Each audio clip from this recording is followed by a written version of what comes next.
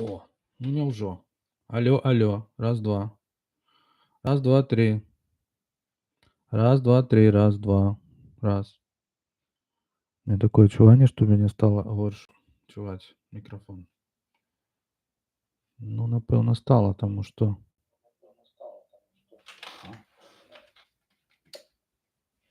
так. Не, нормально. Ничего страшного. Жить можно. Ну, я все-таки подниму его, напэўна, на той уровень, что он был. Вот. И коли буду стараться не надто наближаться. Вот.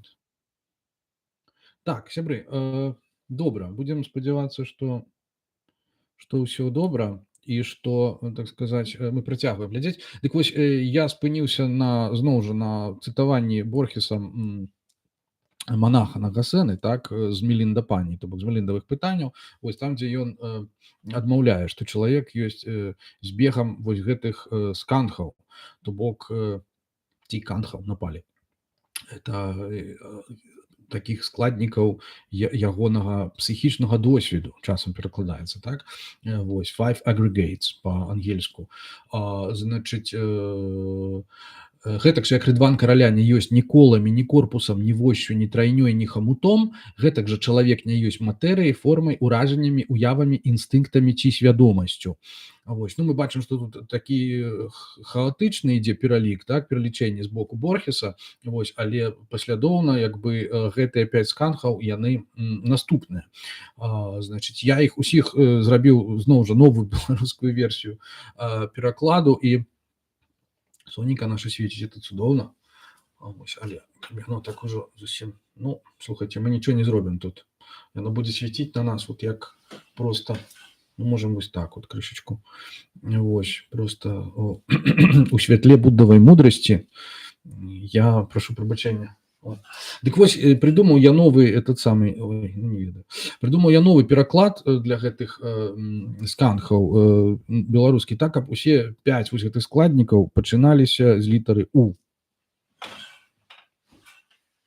Выбачайце, іншага месца для стрыму у нас няма. Вось, з літары У. І ну, традыцыйна іх прыкладаюць як форма, там пачуцці, так, значыць, уражанне, вольныя фармацыі, так званая санскара, вось, ну і усведамленне, вось, так.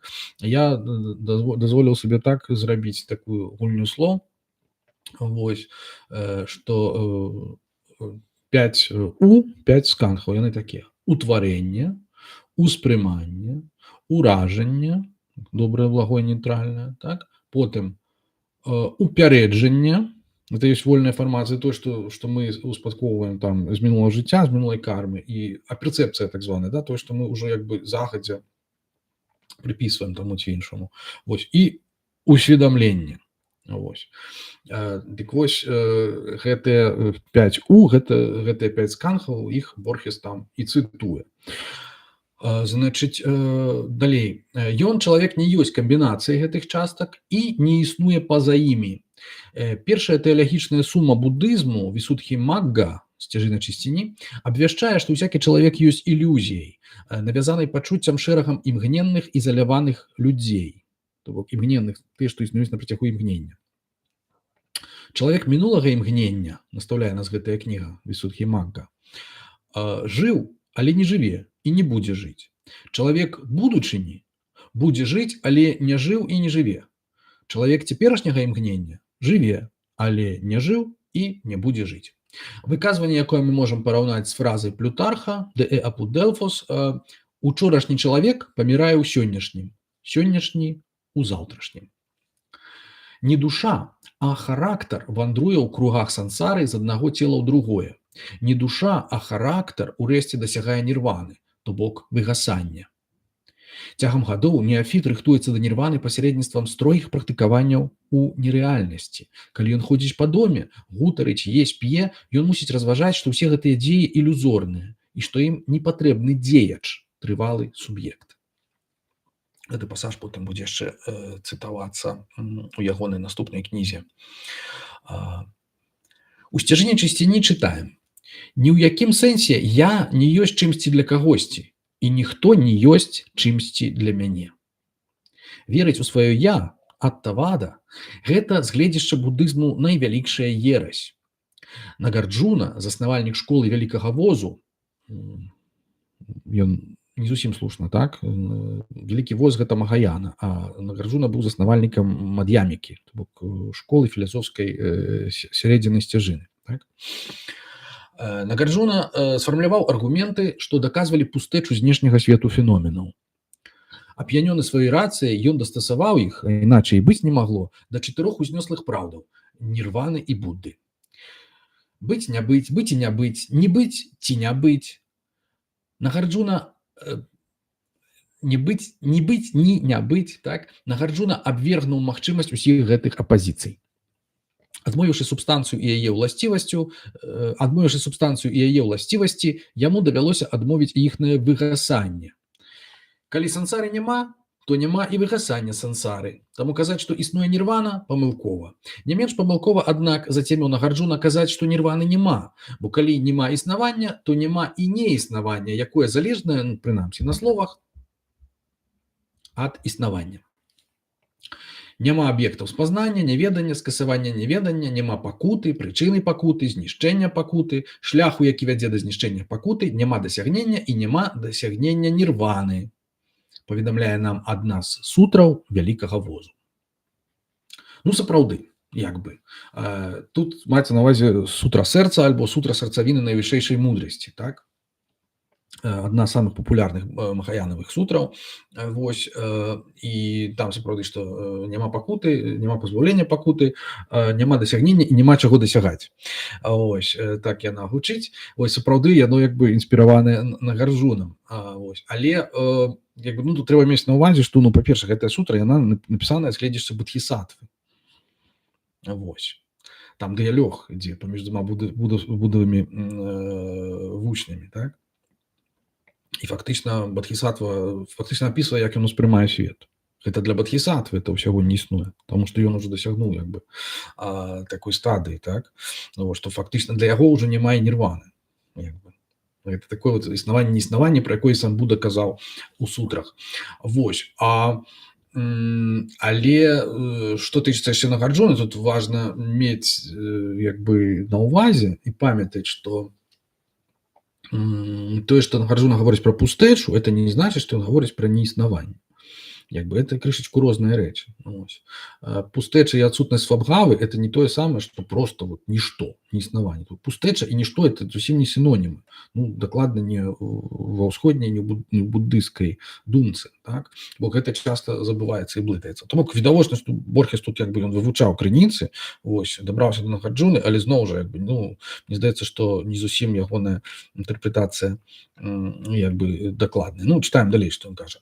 Іншая сутра сплаўляе ў адну галюцынаторную плашчыню сусвет і вызваленне, нірвану і сансару, так?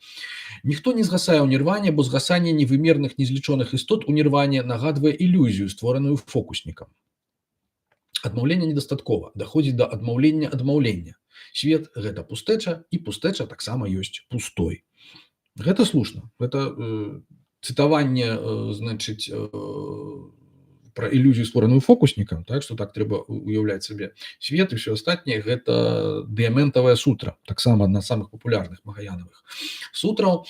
Вось, пустэча пустаты, што сама па сабе шуньята таксама ёсць пустой, таксама слушна, это з Нагарджуны.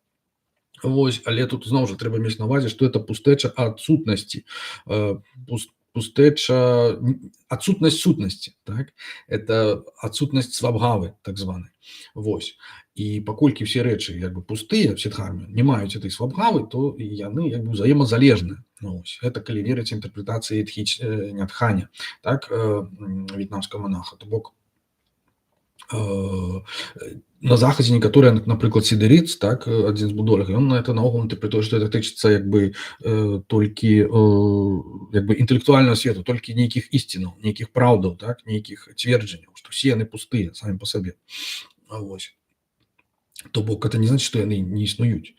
Вось, это значыць, што проста няма абсалютнай праўды, немагчыма спраўдзіць нейкую існасць, якая была б, ці праўдзівасць, ці слушнасць, якая проста была б незалежнай там, скажем, да, ад моманту, ад этой кшаны, у якой это все існуе, так. То бок вось гэтая адноснасць, то бок сам панятак абсалютнай праўды, ён пусты, ён пазбаўлены абсалютнай праўдзівасці. Вось. Это одна з заходніх інтэрпрэтацый. Вось. То бок фактычна Борхес тут абмяжоўваецца, скажем так, нават не на інтэрпрэтацыю, ён просто як бы апісвае тое, што ён ужо чытаў у секундарнай літаратуры. Вось. Але мае рацыю ў тым, што набліжаючыся да Махаяны, як бы ўсё больш буддыйская філасофія і светабачанне, так, светапогляд набліжаюцца да суб'ектыўнага як бы такого ідэалізму, да, што ўсё ёсць сон, просто ўсё ёсць ілюзіяй, а гэта вельмі не толькі асоба, да, там, але наогул ўсё, паколькі, ну, як бы, калі свет існуе выключна дзякуючы мне і маім адчуванням, вось, а я не існую, як бы я ёсць ілюзорным, дык значыць і свет ёсць ілюзорным. Вось гэта як бы інтэрпрэтацыя Махаяны, якая вельмі блізкая самому Борхесу. Вось, таму што ён, як так сказаць, аматар фантастычнай літаратуры, такі вось летученнік, ось паэт, яму падабалася гэта ўява свету як сну. Значыць, ён піша далей. Першыя кнігі канону абвяшчалі, што Будда падчас свяшчэннай ночы прасвятлення убачыў бясконцую взаемную повязь усіх наступстваў і прычын, а апошнія кнігі, напісаныя праз некалькі стагоддзяў, даводзяць, што ўсякае спазнанне ёсць і рэальным. І што калі існавала столькі гангаў, колькі ёсць пясчынак у рацэ Ганг, і яшчэ раз столькі гангаў, колькі пясчынак у новых гангах, колькасць гэтых пясчынак была б меншай за колькасць рэчаў невядомых Буддаў. То бок Будда суцэльная невядомасць, там, як у дзенавых школах часам кажуць, просто неведанне, да, не ведаю. Вось.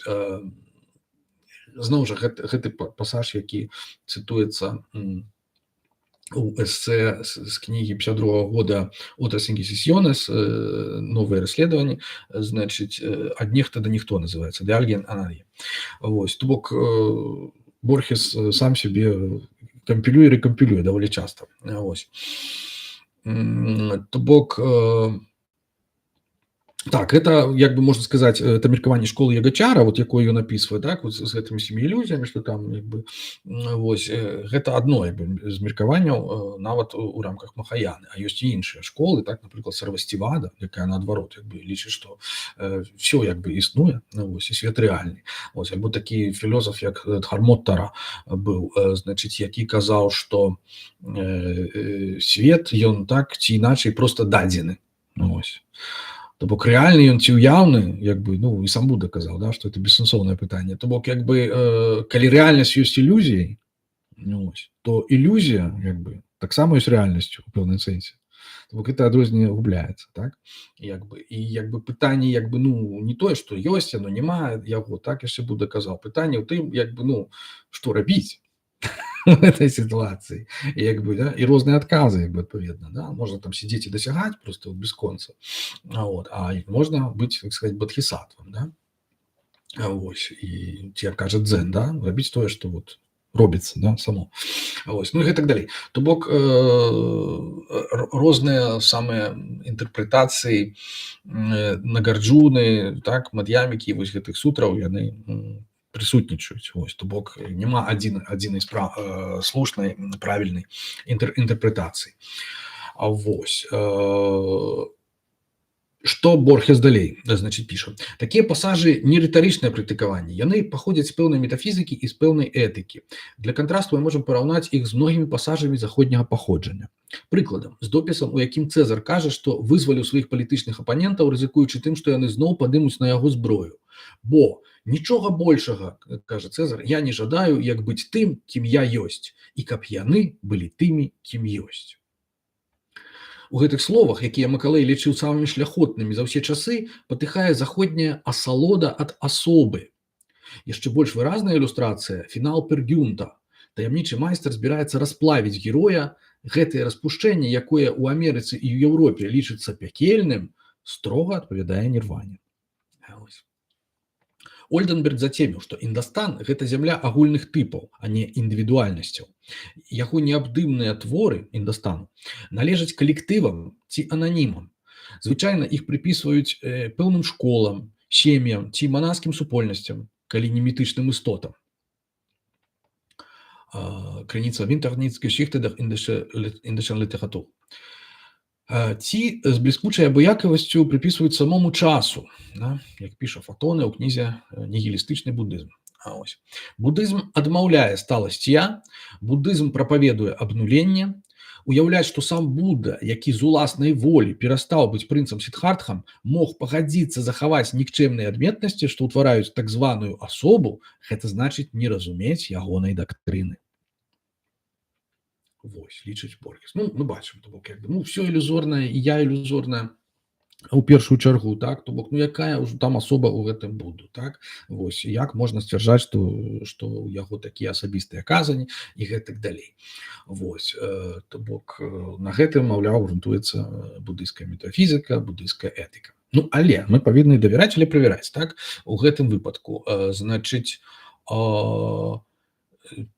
пытанне задае Борхес імпліцытнае, так, значыць, ну, як мог Будда, да, сам Будда, значыць, які з уласнай волі перастаў быць Сіддхартхам, як ён мог пагадзіцца захаваць нікчэмныя адметнасці, што ўтвараюць так званую асобу, так? Вось, маўляў, не мог. Але мы можам звярнуцца да палійскага канону і сказаць, што, ну, Борхес як бы не да канца ўсё дачытаў, напэўна, вось. Таму што вось Бхікху Бодхі ў сваёй кнізе «In the Buddha's Words» з 2005 года словамі Будды, значыць, ён прыводзіць такую цытату з Ітивуттакі. Значыць, цытата наступная. Словы Будды, так. Манахі, ёсць два кшталты ніббаны. Кшталт ніббаны з захаваннем рэшткаў і кшталт ніббаны без рэшткаў. Што такое кшталт ніббаны з захаваннем рэшткаў? Вось манах, архат, чые заганы знішчаны, які ўвасобіў святое жыццё, зрабіў, што мелася быць зробленае, адклаў цяжар, дасягнуў свае мэты, цалкам знішчыў путы існавання, чалавек дасканала вызвалены канчатковым спазнаннем. Гэта ўсё сам Будда. Але ж ягоныя 5 пачуццяў засталіся некранутыя. Ён усё яшчэ адчувае прыемнае і непрыемнае, асалоду і боль. Гэтае знішчэнне ў ім прагнасці, нянавісці і прымхі ёсць тым, што завецца кшталтам ніббаны з захаваннем рэшткаў. Вось. А што такое кшталт ніббаны без рэшткаў? Вось, гэта чалавек дасканала вызвалены канчатковым спазнаннем, для яго менавіта тут у гэтым жыцці выветрываецца ўсё адчутае без усякай асалоды ў ім, гэта завецца кшталтам ніббаны без рэшткаў. То бок, можна дасягнуць ніббаны, нірваны, захоўваючы свае пачуцці і нейкія там асабістыя, што называецца, адчуванні, так, як ён кажа, вось, прыемная, непрыемная асалоду і боль, вось, альбо не захоўваючы іх і адмовіцца. Ну, як бы, тое, што Будда на працягу там усяго свайго жыцця пасля дасягнення, значыць, прабуджэння і прасвятлення, значыць, ён ужо, так сказать, не захоўваў ніякіх асабістых рысаў, гэта не факт. Гэта думае Борхес, але мы не ведаем, насамрэч, захоўваў ці не захоўваў. Вось. І то бок у палійскім каноне гэта не так адназначна, як Борхес гэта інтэрпрэтуе. То бок казаць, што той, хто лічыць, нібыта Будда захоўваў нейкія асабістыя рысы, што ён не разумее сутнасці дактрыны Будды, ну, гэта недакладна і некарэктна. Вось. Але Борхес так думае, цытуем яго далей. Тое самае азначае пераносіць анахранічным і абсурдным чынам заходні забабон на азіяцкую глебу. Леон Блюа ці Фрэнсіс Томпсон, быў такі ангельскі паэт, былі б для Будды капітальнымі прыкладамі заблукалых людзей, якія памыляюцца не толькі ў тым, што вераць, быццам заслугоўваюць боскай увагі, але і ў тым, што далі сабе задачу стварыць у межах агульнапрынятай мовы свой маленькі і фанаберысты дыялект. Каб разумець гэта, не абавязкова быць буддыстам. Мы ўсе адчуваем, што стыль Блюа, у якім кожная фраза спрабуе нас здзівіць, маральна ніжэйшы за стыль жыда, які ёсць, ці прынамсі прыкідваецца, агульна зразумелым. Гэта вельмі цікава, як ён раптоўна пераходзіць як бы ад існавання я раптоўна да літаратуры, так? І значыць, кажа, што вось гэтая тэндэнцыя, так, як бы вера ў гэтае я, вось гэтая рамантычная, про якую мы ўжо казалі, так, у сувязі з папярэднім тэкстам, там яны прыпісваў Уітману, вось, так, тут, значыць, што яна паходзіць вось з гэтага забабона заходняга. Ну, і нездарма, што пісьменнікі, якіх ён згадвае, Леон Блюа і Фрэнсіс Томпсон, яны абодва былі такімі вось ярымі каталікамі, так, вернікамі шчырымі. Вось, і Борхес іх адмятае, так сказаць, як яны маральна ніжэйшыя, так сказаць. То бок, і гэтым ён фактычна крытыкуе і сам сябе, таму што вось гэты маленькі фанаберысты дыялект, вось гэта ягоны ўласны юначы грэх, так сказаць, самога Борхеса, і гэтым дыялектам яшчэ напісаны папярэдні тэкст пустэча асобы, які мы цытавалі. І можна сапраўды параўнаць гэтыя стылі, вось гэты першы такі барочны з выкарыстаннем усіх архаізмаў, дыялектызмаў, вось гэтых непрычасаных фраз, вось, і даволі, ў прынцыпе, зразумелы такі сталы Борхес, так, вось, такі энцыклапедычны, можна сказаць, так, які ўжо ў гэтым тэксце прамаўляе, так, ужо пасля напісання сваіх, так сказаць, галоўных, напэўна, празаічных твораў, так, ва ўзросце 50 гадоў, так, 50-м годзе. Вось, як я кажу, як для перакладніка это абсалютна проста немагчыма, калі першыя тэксты раннія перакладаеце так, што несупынна глядзіце ў слоўнік, вось, то гэтыя тэксты перакладаеце проста не, як бы сходу, можна сказаць, синхронна. Ну, вось. Ёсць розніца. Значыць, тым менш, працягвае Борхес. Адчосы рада Марселя Пруста матэрыялам раману ёсць непаўторны адзінкавы смак душаў. Для буддызму такога смаку не існуе. Ці ён, гэты смак, ёсць адной са шматлікіх прымхаў сусветнага сімулякру. Христос прапаведаваў, каб людзі жылі і множыліся. Будда для таго, каб абвясціць гэты свет, бясконцы ў часе і прасторы, пакутлівым полымем. Будда Готама дакладны адпаведнік нікога, напісаў Отто Франке. Варта адказаць яму, што Будда якраз і хацеў быць нікім. Канец цытаты, канец артыкулу. Вось, артыкул 50-го года. La personalidad y el Будда, асоба і Будда, выйшаў у часопісе Сур. То бок, мы бачым, што, ну, па-першае, веды Борхеса пра буддызм яны яшчэ больш, так сказаць, узбагаціліся, разнастаіліся, паглыбіліся. Гэта бясспрэчна. Вось ён цытуе нашмат большую колькасць крыніц, пераважна нямецкамоўных традыцыйна, ну, скажем так. Это не дзіва, таму што нямецкая буддалогія была вельмі развітая яшчэ пачынаючы з 19 стагоддзя. Вось. І такім чынам мы бачым, што ў яго ўжо як бы сфармаваны погляд на буддызм. Я потым скажу, з чым гэта звязана. Вось, але спачатку яшчэ удакладнім вось тое, што ён піша ў самым канцы, што Будда якраз і хацеў быць нікім, ён сцвярджае. Ну, мы можам зноў задацца пытаннем, а ці сапраўды гэта так? Вось. І тут трэба сказаць так, сапраўды, Будда хацеў быць нікім, але Будда не стаў нікім. Вось. І пра гэта мы можам словамі самога Будды, зноў жа цытуючы Бхікху Бодхі, значыць, ягоную кампіляцыю прамоваў Будды з палійскага канону, можна сказаць, як Будда апісвае сам свой стан неўзабаве пасля прасвятлення. Ён фактычна задаецца пытаннем, я ўжо згадваў гэты эпізод, але згадаю яго яшчэ раз, я яго вельмі люблю. Ён задаецца пытаннем, а ці мае сэнс пасля таго, як я, значыць, абудзіўся, так сказаць, убачыў усе вось гэтыя повязі непрычынныя, ці мае сэнс наогул прапаведаваць дхарму? Вот, ці можа быць варта сысці, так сказаць, в ананімнасць, застацца нікім, вось як кажа Борхес, і проста, вот, што называецца, знікнуць. Вось, як хацеў той жа Бонды. Вось, цытую. Будда кажа: «Я разважаў. Вучэнне, да якога я дайшоў, глыбокае, цяжка яго разгледзець і зразумець. Яно спакойнае і ціхае, неспасцігальнае адным мысленнем, вытанчанае, відочнае толькі мудрым. Тым часам род людскі цешыцца за салодаў, радуецца за салодаў, патанае ў асалодах. Пасля гэтага мне прыйшлі ў галаву яшчэ нечутыя вершы. Няма сэнсу выкладаць дхамму, да якой так цяжка дапяць, бо ніколі не зразумець яе тым, хто жыве ў прагнасці і нянавісці. Тыя, што патанаюць у прагнасці і цемры, ніколі не ўбачаць гэтай вытанчанай дхаммы, якая скіраваная супраць плыні свету. Яна тонкая і глыбокая, цяжка яе разгледзець. Калі я гэтак разважаў, моя думка схілялася хутчэй да спакою, чым да выкладання дхаммы. Тады Брахма Сагампаці сваёй мысляй улавіў гэтыя думкі ў маёй мыслі і сказаў сабе: Свету канец, ён знікне, бо мысль Тадхагаты, архата, дасканала прабуджанага, схіляецца хутчэй да спакою, чым да выкладання Дхаммы. Закінуў ён закінуў сваю верхнюю апратку на плячо, працягнуў у маім кірунку рукі у падцівым вітанні і сказаў: шаноўны спадару, няхай бы ўзнёслы выкладаў Дхамму, хай бы дасканалы выкладаў Дхамму. Ёсць істоты з не надта запарушанымі пылам вачыма, якія гінуць, бо не чуюць Дхаммы. Ёсць тыя, хто зразумее гэтую Дхамму. Гэтак сказаў Брахма Сагампаці і працягваў. Вершам працягвае. У краіне Магадха дагэтуль з'яўлялася шмат вучэнняў, але іх выкладалі не зусім чыстыя людзі. Адчыні браму неўміручасці, хай пачуюць Дхамму, якую адкрыў беззаганны.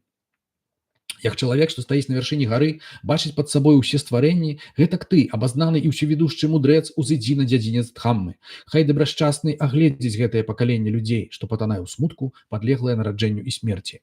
Паўстань, герою правадыр каравану, дасканалы, устань і вандруй па свеце, хай узнёслы выкладае Дхамму. Знойдуцца тыя, што яе зразумеюць. Паслухаўшы брахмавы настойлівыя просьбы і угаворы, пра спачуванне да ўсіх істот азірнуў я свет прабуджаным позіркам, кажа Будда, працягвае.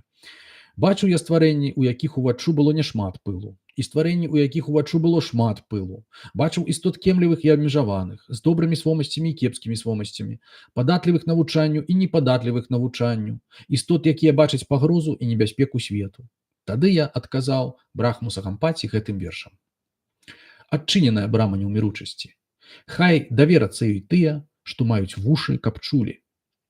Я не казаў пра вытанчаную і глыбокую Дхамму, о Брахма, толькі праз перасцярогу, што высілкі мае былі б марныя.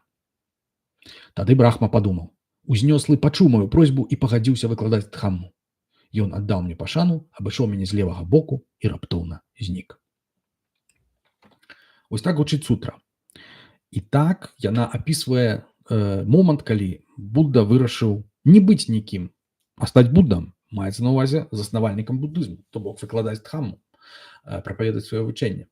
Ну, ён мог застацца ў ананімнасці, ён мог быць так званым праtyeka Буддам, то бок самотным Буддам, Буддам-самотнікам. Тым не менш, нібыта, па легендзе сам Брахма прыйшоў і сказаў яму: ну што ж ты там, просто дагэтуль все то, што выкладалі, это все было не так, а вось ты у нас такі ўжо чысты весь і ўзнёслы. Вось, давай ты нам будзеш выкладаць. Вось, і Будда такі: ну прабач, як бы засаромеўся нават, да, свайго кшталту, што типа я просто вот быў такі скептычны, я баяўся, што я не зразумее ніхто. Вось, але ж пабачыў я, што ёсць людзі, якім это цікава, ну окей, вось тады буду выкладаць. Вось, такім чынам, як бы мы бачым, што можа быць і хацеў Будда быць як бы там нікім, да, як кажа там Борхес. Вот. Але ну мы бачым, што это хутчэй сам Борхес, вось так, як і ягоны сучаснік Бонды, пазнейшы маладзейшы сучаснік, вось яшчэ адзін мой падхісатва, пра якога мы казалі ў папярэднім стріме, это ён хутчэй, так сказаць, хацеў бы быць нікім, да, ser para siempre, pero no haber sido. Адзін з вершаў Борхеса гучыць, да, я яго пераклаў як быць назаўжды, але не жыць ніколі. То бок як бы гэтае вось памкненне сапраўды іх яднае вось абодвух, так, і абодва яны прыпісваюць гэтыя свае жаданні, значыць, памкненні да неіснавання, і нават нейкія свае асабістыя рысы яны, Борхес і Бонда, яны прыпісваюць Будду. Вось. Ну, это такое бывае, калі з кімсьці атаясамліваешся. Я, напэўна, таксама ад гэтага не застрахаваны, і, магчыма, таксама некаторыя свае меркаванні прыпісваю сваім вось тым жа бодхісаттвам. Як бы я спадзяюся, як бы я стараюся гэтага не рабіць, вось, і ведаю пра гэта, і як бы спадзяюся, што раблю гэта рэдка. Вось, прынамсі, у мяне няма там такой патрэбы неяк рэінтэрпрэтаваць Борхеса, каб паказаць, што ён бліжэйшы да мяне, чым ён там быў насамрэч, ці што ён там бліжэйшы да буддызму, чым ён быў насамрэч. Я стараюся як бы выкладаць так, як вось яно і напісана. Дык вось, што не можа як бы тут не прыцягнуць нашай увагі, так, у гэтым тэксце. Ну, мы бачым, што Борхес па-ранейшаму цікавіцца буддызмам, і што ў буддызме яго найбольш цікавіць, это менавіта тэма чалавечага я, так? Вось, то есть, хто мы ёсць? Мы ўсе і ніхто, вось, ці мы все-таки хтосьці, да? Канкрэтна. Ось, то есть чалавек без уласцівасцяў, да, такі. То бок фактычна Борхес пра сябе так і казаў, так, што «la vida y muerte han faltado a mi vida», што ў маім жыцці не было ні жыцця, ні смерці, так. То бок всё маё жыццё — это кнігі, это літаратура, пісьмо і гэтак далей. То бок як бы у ягоным выпадку сапраўды як бы такое існаванне было як бы крышачку ілюзорным, да, там жыцця не меў. Вот. Але менавіта гэтае быццё нікім, менавіта тое, што ён займаецца літаратурай, вось і кнігамі, так, дазваляе яму канец канцоў быць кімсьці. То бок як бы быць кімсьці, як бы яно па-свойму непазбежна, так, атрымліваецца. То бок нейкая карма яна застаецца, пытанне толькі якая. Вось. І сам Борхес урэшце это прызнаваў, да, там вот «Otras Inquisiciones» в этой кнізе, да, новае даследаванне 52 года, вось, якая ўжо ў той момант уже ўзнікае, на момант узнікнення этого тэксту, у якой ён выкарыстоўвае пасажы з этого тэксту, значыць, ён там піша, што свет, на жаль, сапраўдны, і я, на жаль, Борхес, да, «Desgraciadamente», як ён зіка. Ну, але чаму «Desgraciadamente»? Чаму, на жаль? Ось. То бок, ну, сапраўды там можна быць там, не ведаю, абы кім, але можна быць Буддам, так, можна быць Борхесам, як бы. І гэта ўсё як бы, ну, легітымна, гледзячы так званай буддыйскай канвенцыйнай праўды, так, самвартисатия. Это значыць, што гэтак жа як сансара ёсць фактычна адзінай брамай да нірваны, то бок немагчыма не жыць і быць у нірване, да, там быць назаўжды, але не жыць ніколі. Не, гэта утопія. Вось, сансара ёсць адзіным спосабам спазнання нірваны. Вось гэтак жа так і канвенцыйная праўда, так званая буддыйская, вось гэтая самвартисатия, ёсць сродкам, інструментам галоўным для спазнання абсалютнай праўды, парамарта-сати, так званай. Вось. І вось гэта якраз канвенцыйнае я, то бок быццё сабой, яно і ёсць як бы шляхам да разумення, так сказаць, адсутнасці так я, да нірваны, так. Вось, і да абсалютнай праўды, фактычна іншага шляху няма. На гэтую тэму ёсць цудоўная кніга, вось, называецца «Аналітычны буддызм», «Analytical Buddhism», вось, і там Мілія Вітарі, по-моему, аўтарку зваць, і яна апісвае, як канвенцыйны панятак я выкарыстоўваўся ў буддызме, вось, з мэтамі якраз пазнання абсалютнай праўды. То бок гэта тое, што буддызм адмаўляе я, так, ён адмаўляе яго абсалютную як бы нейкую сутнасць, вось, свабхаву, вось, але не адмаўляе ягоныя карысныя ўласцівасці. Вот, таксама трэба мець на ўвазе. Вось, так ці іначай, у тыя часы, як я ўжо сказаў, пачатак 50-х гадоў Борхес працуе над сваёй чарговай кнігай, у якую увойдзе ягоная эсеістыка, напісаная на працягу папярэдніх 10 і болей гадоў. Вось, то перад гэтым ён выдаў кніжкі прозы, дзве, «Ficciones» і «El Aleph», вось, у канцы 40-х. А тут на пачатку 50-х ён суміруе як бы разам сваю эсеістыку, крытыку і гэтак далей, і выдае вось гэты «Otras Inquisiciones», новае даследаванне. Вось, ну, адна з такіх самых грунтоўных, можна сказаць, ягоных кніг, яна выйшла у 52-м годзе, і вось у гэтую кнігу уваходзіць, так сказаць, адзін тэкст, про які мы ўжо казалі, так, вось этой формы легенды, але як бы, зноў жа, прысвечаны буддызму. То бок мы назіраем такі ўсплёск цікавасці да буддызму ў яго зноў, так, праз пэўны час. Чым ён дадзены? Вось, на пачатку 50-х гадоў.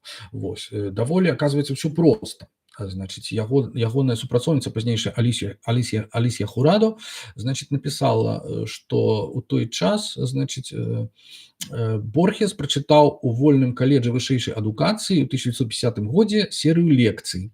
І самым папулярным курсам таго года сталі ягоныя уводзіны вывучэння буддызму.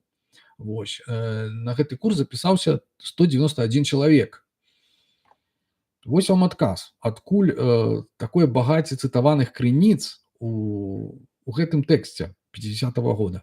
То бок Борхес перачытваў усё гэта таму, што чытаў курс ва ўніверсітэце ўводзіны вывучэння буддызму. Вось і мы бачым ягонае, як паглыбілася ягонае разуменне ягонай тэмы, так, наколькі яно узбагацілася, вось і нездарма. Тое ж самае пацвярджаецца і ўжо ў згаданай кнізе «Otras Inquisiciones» 52 года у эсэ «Формы адной легенды», вось, альбо як па-расейску перакладаюць версіі адной легенды, так. Яна ўваходзіць у другі том вось гэтых выбраных твораў Борхеса на старонцы 118, можете прачытаць. Значыць, ну, фактычна, што ён там гаворыць? Это наш 6-й эпізод, значыць, 6-й тэкст, звязаны з Борхесам і з буддызмам. Значыць, Борхес пераказвае зноў жа легенду Будды, згадвае там пра гісторыю Варлаама і Асафата, вось, якой прысвечаны самы першы наш стрым у цыкле «Беларусі буддызм». Ось, то бок, зноў жа пацвярджае тэорыю пра тое, што легенда Варлаама і Асафата мае буддыйскае паходжанне. Вось, чамусьці не згадвае ён як версію буддаўскай легенды, чамусьці не згадвае Кальдэрона. Мяне это вельмі здзівіла, таму што як бы, ну, жыццё ёсць сон, славутая Кальдэронава, славутая Кальдэронава п'еса, яна таксама фактычна не ёсць нічым іншым, як інтэрпрэтацыяй жыцця Будды, так, легенды пра жыццё Будды. Вось, там у ролі гэтага прынца выступае Сігізмунда, да?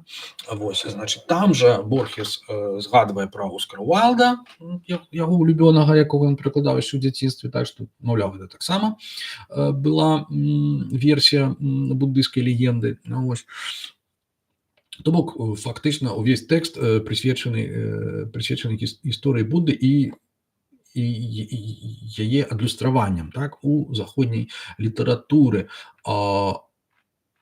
Самым цікавым для мяне у гэтым тэксце з'яўляецца тое, што як бы цэнтральная частка яго, там некалькі старонак прысвечана аналізу Лаліта-Вістары. Лаліта-Вістара гэта даволі, ну, Борхес называе паэмай, это не зусім так.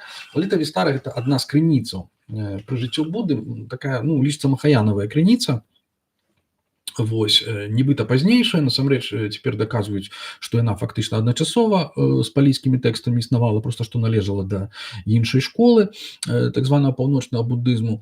І вось гэта Лаліта-Вістара вызначаецца, ну, вось такім, як бы, агромністай колькасцю всякіх там чарадзейных істот, і там і манахаў, і бадхісатваў, і нейкімі цудамі, і ўсім астатнім, ну, настолькі вот яна магічная вся сама па сабе, у адрозненне ад палійскіх апісанняў, так, жыцця Будды, ці там нават у адрозненне ад таго ж Ашвагошы, Будачарыты, як бы яны больш такія, ну, сціплыя, да? А вось гэта Лаліта-Вістара таксама нездарма, не выпадковы тэкст для Борхеса, як я ўжо казаў, на ёй грунтавалася паэма «Святло Азіі», так, Эдвіна Арнолда. І вось, значыць, назва Лаліта-Вістара перакладаецца як поўнае апісанне гульні, бо там фактычна буддаўская легенда пададзеная як такая гульня, своеасаблівая гульня Будды, там, не ведаю, з дэманам Марам, так, гульня ягонага ўяўлення, можна сказаць, то бок там ўсё апісваецца як ілюзорнае, і Борхес азначае, як бы, гэта ўсё як разгул нішто. Так, ён дае такое вызначэнне гэтай сутры. У прынцыпе, гэта як бы інтэрпрэтацыя Борхеса слушная у гэтым, так? Таму што сапраўды, у адрозненне ад палійскіх крыніц, так, значыць, махаяністы, як бы, да, тагачасныя, яны, як бы, ну, не маглі паверыць, што, па-свойму, да, як я это разумею, што яны, як бы, не маглі паверыць, што Будда на працягу аднаго жыцця стаў проста звычайнага чалавека, раптоўна хоп, прабудзіўся, да, і стаў Буддам. То бок, як бы, там міталогія іншая, што ён папярэдне быў ужо бадхісатвам, так, і шмат жыццяў, перараджэнняў, ён проста выяўляў проста цуды, там, любові, спагады да людзей, удасканаліваўся і ўрэшце нарадзіўся, значыць, у Капілавашту, вось, і ці ў Люмбіні, правільней казаць, і, значыць, стаў Буддам Шакьямуні, так, у сваім апошнім уцілаўленні. Вось. А все папярэднія жыцці это былі ягоныя жыцці як бадхісатва. Вось. То бок, гэта значыць, што калі ён, як бы, ну, дасягаў і чакаў там недзе на сваё апошняе нараджэнне, чакаў у раі Тушыта, да, як кажуць, то фактычна як магло такое быць, што вот ён нарадзіўся і раптоўна не ведаў, ці не памятаў, да, што існуе там хвароба, смерць, вот, старэнне і гэтак далей. То бок паводле гэтай версіі у Лаліта-Вістары, махаянаўскай версіі, Будда гэта ўсё ведаў. Ён як бы загадзя быў у курсе ўсіх гэтых праблем. Проста што ён як бы ён рабіў выгляд. Да? Таму што ягоныя славутыя словы пры нараджэнні, для таго, каб іх захаваць і не адмаўляцца, калі ён там расплюшчыў вочы і сказаў просто: я усведамляю, што гэта маё апошняе нараджэнне, просто, ну, як бы это прыгожая дэталь, ад якой адмаўляцца не хочацца. А раз ён усведамляе, што гэта ягонае апошняе нараджэнне, вось, то бок ён памятае, што быў бодхісаттвам, гэта значыць, што раптоўна ён не можа забыцца там, ну, пад уплывам, не ведаю, сексуальных гармонаў там ці чаго, не можа забыцца у маладосці, што існуюць ці там, да, што існуюць такія рэчы, як пакуты, так? То бок вось тут спрабуе вось гэтая сутра якраз это выправіць і сказаць, што все ён ведаў, ён быў у курсе, ён просто это была такая гульня, ён просто выконваў сваю ролю, ён сам яе прадпісаў, вось, і сам яе выконваў.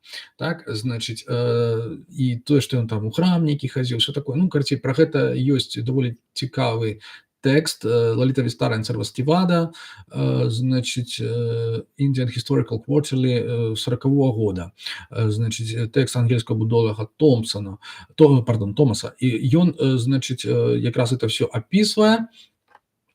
Вось, то бок Будда крацікаўчы прыкідваўся, да? Вось, то бок ён як бы так гуляецца, да, і за тым марам, то бок як бы спаборнічае, да. Тое самае і іншае пацвярджаюцца, што, ну, напрыклад, Радха Банерджі, калі пра гэта піша, так, што сапраўды там як бы ўжо акцэнт робіцца на тое, што ў канцы там этой сутры, што просто трэба Будду галоўнае шанаваць, як бы так, яму пакланяцца, вось, і тады будзе ўратаванне. Вось, то бок як бы Будда канчаткова ператвараецца ў боскую істоту, так, якая там ужо некалькі разоў нараджаецца, якая там, якой уласцівая там гэтая чарадзейная свомасць і гэтак далей. Вось. Ну і цікава, што азначаецца, што з гэтай Лаліта-Вістары, значыць, некаторыя элементы нібыта перайшлі нават у Евангелі, але не ў кананічныя, а ў апакрыфічныя Евангелі. Вось, Евангелие ад Тамаша, напрыклад, як там дрэвы кланяюцца маленькаму Хрысту, так, і нейкія цмокі там яму пакланяюцца. Вось, ёсць яшчэ нейкія арабскія, сірыйскія Евангелі, у якіх ёсць вось гэтыя элементы, так, што нават там самыя, нават статуі у храмах нібыта кланяюцца Хрысту, гэта таксама элемент Лаліта-Вістары, так, паводле даследчыкаў. То бок мы бачым тут працяг як бы тэмы, да, вось гэта тэмы ўзаемадачынення паміж хрысціянствам і буддызмам, вось тэмы, якую вот Борхес даволі падрабязна разбірае у папярэдне цытаваным артыкуле 50-го года, так, калі вот яму не падабаецца, калі заходнія нейкія хрысціянскія ўявы там пра асобу, там пра щось такое спрабуюць стасаваць да Будды. Вось, такім чынам, рэкамендую ўсім гэты тэкст формы адной легенды ці версіі адной легенды, ён ёсць у расійскім перакладзе, можете яго знайсці. Гэта быў 52 год. Наступны эпізод нумар 7. Мінае яшчэ 20-25 гадоў. Вось, за гэты час адбываецца што? Ну, фактычна, як бы дзве рэчы. Як бы суб'ектыўна, это тое, што, ну, Борхес канчаткова губляе зрок. То бок, ён ужо як бы не здольны чытаць самастойна. Ну, вось, ужо калі яму там 70 гадоў, то это як бы яму ўжо збольшага чытаюць. Вот, у голас. І ён дыктуе свае тэксты. Вось, больш слухае тэкстаў. І другая рэч это тая, што як бы 80-е гады, дзякуючы, я не ведаю, Бітлз, там, бітнікам, дзякуючы хіпі, не ведаю каму, але просто, ну, усходнія філасофіі робяцца папулярнымі. І буддызм у тым ліку, так? Можна сказаць, што нават уваходзіць у моду ў пэўным сэнсе. Вось, і з гэтага перыяда якраз, вось гэты 7-й эпізод, фактычна з 74-го года, это мы ўжо цытавалі на самом пачатку, это ягоны дыялог з Эрнесто Сабату. Вось, дзе Сабат усё яшчэ ніяк не можа паверыць, што Борхес усур'ёз захапляецца буддызмам. Вось. Ну, от калі б ён, напэўна, ведаў всю гісторыю папярэднюю Борхеса стасункаў з будызмам, ён, можа быць, не здзіўляўся б настолькі. Вот. Гэты тэкст зноў жа выйшаў у 76 годзе, ён даступны на інтэрнэце на ресурсе Borges Todo el Año, blogspot.com, всем рэкамендую, это іспанамоўны ресурс, там вельмі шмат арыгінальных борхесавых тэкстаў. Вось. Ну і сам дыялог не толькі там пра будызм, але сам па сабе ён сапраўды вельмі цікавы, як мы паглядзелі, да? Там пра французскую рэвалюцыю, там пра рацыяналізм, пра асветніцтва, пра самыя розныя рэчы. Вось, то бок два такія гіганты ведуць вельмі цікавую гутарку. Вось. Наступны эпізод. Нумар 8 з 10. Вот. Гэта кніга «Кесель буддызму», якая выйшла ў 1976 годзе. Вось. Не ведаю, чаму я менавіта тады вырашылі выдаць, магчыма, менавіта таму, што якраз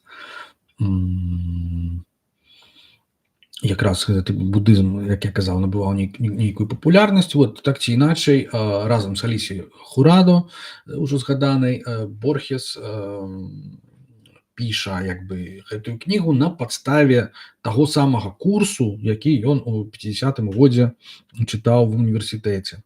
Вось, уводзены ў вывучэнне будызму. Вось. І вяртаецца, да, назад на этих 25-26 гадоў. І фактычна вынік надзвычай цікавы, усім рэкамендую, то бок, значит, там 12 раздзелаў у кнізе, пералічу легендарны Будда, гістарычны Будда, папярэднікі будызму, там пра індыйскую філасофію самую розную, веды і так далей, буддыйская касмалогія, пераўцелаўленне, буддыйскае вучэнне, вялікі воз, ламаізм, будызм у Кітаі, тантрычны будызм, дзен-будызм, будызм і этыка. Ось. То бок, гэта такая кампіляцыя, да? Як бы усяго, што Борхес на гэты час і да таго пра будызм уведаў. Так? Як бы я скажу шчыра, ну, як усе борхесаўскія кнігі, гэта вельмі як бы, ну, прыемнае чытво, вельмі забаўная кніга. То бок, яна рэальна, яе цікава чытаць, цікава сачыць за ягонай думкай. Вось. Існуе вельмі шмат як бы розных гэтых кампіляцый заходніх, так, такіх вот папулярных як бы пераказаў будызму. Вось. І гэта адна, мне здаецца, самых таких, адна з найлепшых, адна з самых таких даступных, вось, дакладна не горшая за іншыя, якія існуюць. І як бы не глядзячы на тое, што яна як бы, ну, не самая сучасная, да, уже не самая новая, то бок 76-го года. Вот. Але на той час яна сапраўды грунтавалася, вось, як я ўжо казаў, на многіх крыніцах вартых даверу, да, якія працавалі з тэкстамі і так далей. То бок там Борхес падняў вялікую секундарную літаратуру, хаця сам ён не валодаў там ні палі, ні санскрытам, але як бы ён чытаў на ўсіх еўрапейскіх мовах, і гэта яму, ну, на галоўных, так, вось, і гэта яму вельмі дапамагло, так што ён валодаў нямецкай у прыватнасці, вось, ну, французскай і так далей. То бок, вельмі цікавая кніжка, не ведаю, я нават дасылаў бы у выдавецтва запыт, вот, ці можна набыць на яе аўтарскія правы, пакуль не атрымаў адказу, але, в прынцыпе, мне здаецца, што калі б яна выйшла па-беларуску, то вялікай шкоды б не было. То бок, гэта было б даволі цікавымі уводзінамі ў будызм, пагатоў, што это напісана Борхесам, чаму не. Вось, рэкамендую. Зноў жа, па-расійску яе няма, наколькі невядома, але па-ангельску павінна быць. Эпизод наступны, 9, это называется «7 вечароў». Что такое 7 вечароў? Гэта зноў жа кніга Борхеса, якая выйшла ў 1980 годзе. Вось, але насамрэч яна заснаваная на лекцыях, зноў жа, якія Борхес чытаў у 1977. Вот.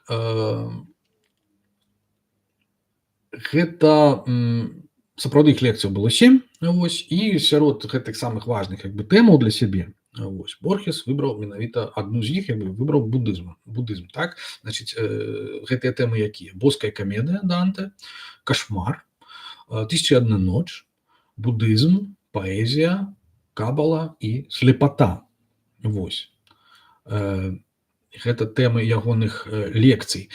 І цікава, што гэта ўжо сапраўды былі як мінімум аўдыёзапісы, вось, таго часу.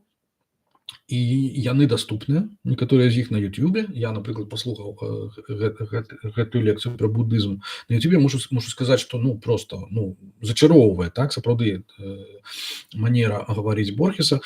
Яно вельмі дзіўна, што як бы у сучаснасці як бы можна ўжо сфальшаваць фактычна любы запіс, да, любы голас, можна каго заўгодна прымусіць фактычна казаць што заўгодна, ці там спяваць, я не ведаю што.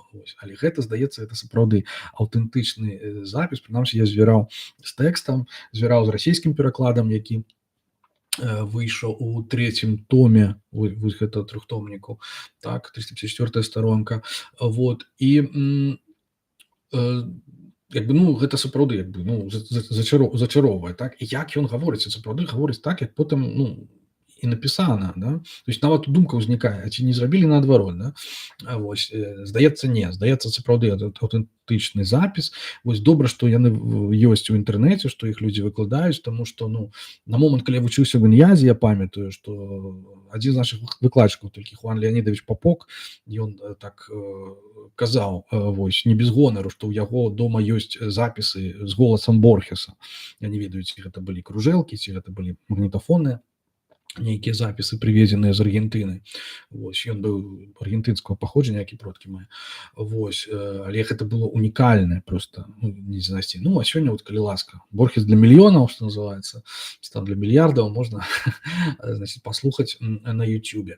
Вось, што да самой кнігі, ну, фактычна, як бы, і самой гэтай лекцыі, яно так і ўзнікала. То бок, былі запісы, і яны проста перапісвалі іх, і вельмі доўга, і, значыць, Борхес усё як бы там падабалася, не падабалася, ён усё хацеў нешта дадаваць, але ў выніку ён сказаў, што пра гэты вынік, да, вот этой працы, сказал: неблага. Мне здаецца, што гэтая кніга мой запавет у дачыненні да тэмаў, якімі я здаўна апантаны. То бок сам прызнае, што, да, вот, што будызм это як мінімум адна з 7 такіх тэмаў асноўных, якія яго цікавілі, так? Значыць, зноў жа, нічога новага мы там асабліва не пачуем, вядома, таму што, як я казаў, Борхес фактычна ўжо доўгі час як бы, ну, не меў такога непасрэднага доступу да новых кніг, плюс займаўся самымі рознымі тэмамі. Вось, то бок фактычна гэта кампіляцыя ягоных папярэдніх гэтых ведаў, як бы вельмі, вельмі такая неблагая кампіляцыя, да? Шмат там чаго згадана, все там вельмі дарэчы, все вельмі кампактна. Фактычна вось гэтая кніжка, гэта як спроба вось гэтую кніжку, што такое будызм, як бы вось пераказаць там на працягу гадзіны недзе, да, гэтай лекцыі. Спроба, я б сказаў, даволі удалая. Вось, ну, відавочны там уплыў як бы Шопенгауэра, так, на ягоную ўсё-такі інтэрпрэтацыю і бачанне будызма, то бок вось такі як бы песімістычны крыху, такі вот махаянавы, да, вось гэта вось інтэрпрэтацыя свету як ілюзій і так далей. Вось, мяне як бы уражвае там некалькі рэчаў, да, перадусім это вот ягоная памяць. То бок, каб магчы так гаварыць прыгожа, то трэба столькі памятаць дэталяў, і ён сапраўды як бы, ну, відаць, што ён займаўся гэтым, так, і проста вот як ён, што называецца, без паперкі, да, не могучы як бы зазіраць нікуды, у адрозненне ад мяне, да, я вот сиджу, мяне на экране, значыць, падрыхтаваны тэкст, вось, а ён проста па памяці, і папросту выдатная лекцыя. Вось, это першая рэч. А другая рэч, на якую я звярнуў увагу, гэта ягоная інтэрпрэтацыя Нірваны. Там крышку неадпаведнасць. Ён там называе імя, значыць, аўстрыйскага будоляга, але яго надта не чуваць. Нейкі там Фрыдрых штосьці, незразумела, каго ён мае на ўвазе. І, на жаль, мы не ведаем, але факт той, што вось такі, я прочитаю паводле расійского перакладу. Напротив, один австрийский ориенталист замечает, что Будда использует физику своего времени, и идея уничтожения была тогда иной, чем сейчас, поскольку имелось в виду пламя, говорилось об угасании, а не исчезновении. Тут маецца на ўвазе, яны гавораць про нірвану. Дефініцыя нірваны. Што такое нірвана? Нірвана – гэта як бы сапраўды выгасанне, да? Але ж ён кажа, што это сёння мы разумеем это як знішчэнне, а тады, паводле іхных уяўленняў, агонь, калі згасаў, ён не знікаў. ён недзе захоўваўся. Ну, можна казаць там пра нейкае там захаванне энергіі, да? І вось гэты австрийский ориенталист, да, и он это и зауважил, да, что идея уничтожения была тогда иной, чем сейчас, поскольку имелось в виду пламя, говорилось об угасании, а не исчезновении. Полагали, что пламя продолжает жить, что оно пребывает в другом состоянии, и слово «нирвана» не означает неизбежного уничтожения. Это может означать, что мы следуем другим путем, непостижимым для нас. Вообще метафоры мистиков знаменательны, но метафоры буддистов отличны от них. Когда идет речь о нирване, не говорится о вине нирваны или о розе нирваны или об объятиях нирваны. Ее сравнивают, скажем, с островом, с надежным островом среди бурь. Ее сравнивают с высокой башней, с садом, с чем-то существующим отдельно от нас. Это как раз 77-го года лекция.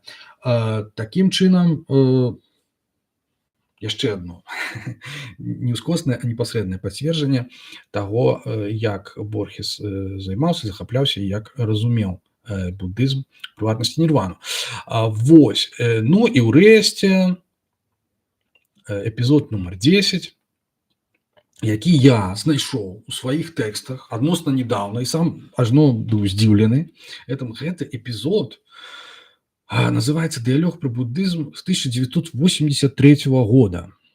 Вось, то бок, уявіце, Борхес памёр у 86-м, то бок яшчэ за 3 гады да смерці ён быў даволі актыўны, і што цікава, што ён ужо на той момант жыў у Швейцарыі, у Жэневе, але тут відавочна прыехаў у Буэнос-Айрес, каб паўдзельнічаць у мерапрыемстве, так, на якое яго запрасілі. Так.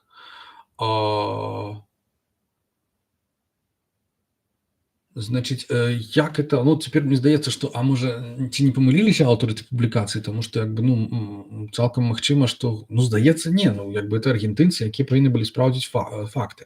Просто гісторыя крышачку блытаная, так, кажу. Значит, я пра гэты дыялог даведаўся з публікацыі у часопісе «Variaciones Borges», «Борхесовскія варыяцыі», нумар 20, 2005 год. Вось. І называецца публікацыя «Борхес у дыялогу пра буддызм». «Борхес en diálogo sobre el budismo». Вось. Аўтары Крыстына Пароди, Иван Альмейда.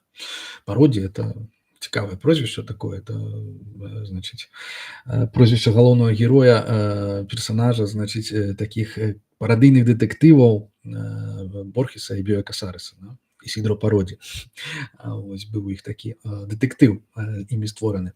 Значит, але гэта, ну, рэальнае прозвішча рэальнага чалавека, Крыстына Пароди, Иван Альмейда.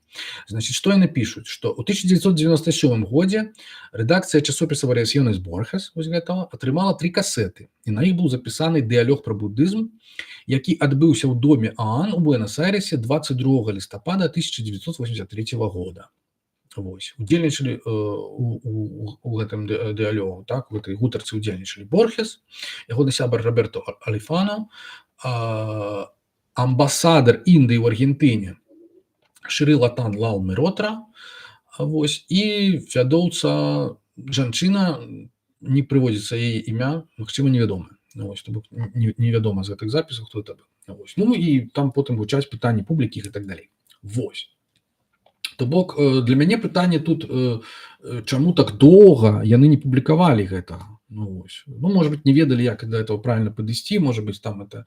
Ну, ён не такі доўгі, гэты тэкст, насамрэч.